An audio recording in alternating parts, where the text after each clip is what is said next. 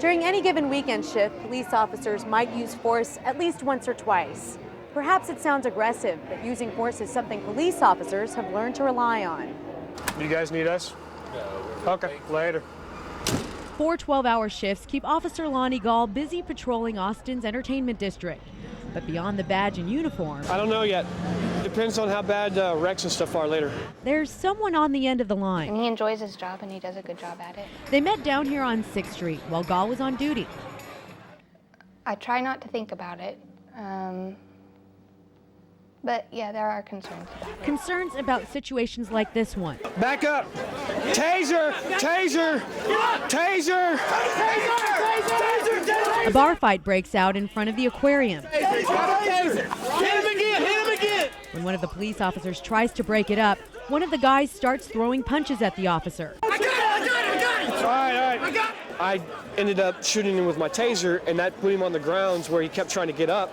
They rolled him over on his stomach, but he kept swinging his arms and trying to get up again and take off. And so you heard the officers kept telling him, stop resisting, put your hands behind your back, put your hands behind your back.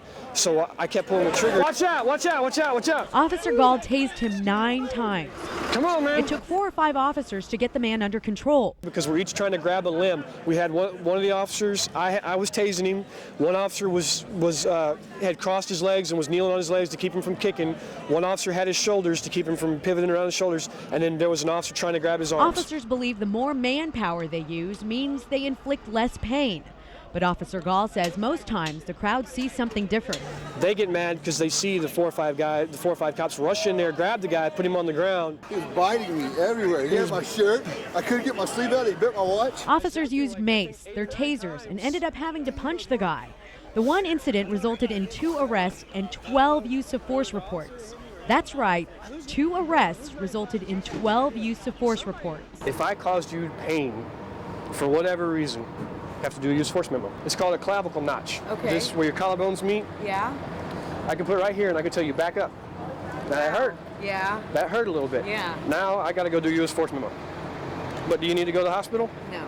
Need a Band-Aid or anything? No. But I have to do a use force memo because of that, because I just hurt you. This is what a use of force memo looks like. Officers have to report what kind of use they used. Anything from a push to pulling a trigger.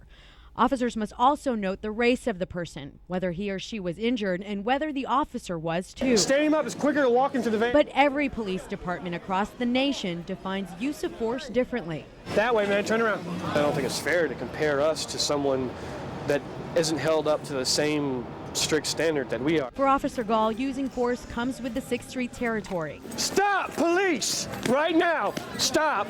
Put your hands. Officers say they'll do what they have to make sure they make it home each night. What are you fighting for? I have a wife at home. She's going to be kind of upset with me if I end up getting shot because I was worried about what somebody's perception of what I was doing didn't satisfy them. We're basically donating our husbands to go out there and do their job and hope that they return back home with us and our families. And some people don't see it that way. Come on, let's go find your friend. Come on. Number 3 on a top 10 list of officers who use the most force.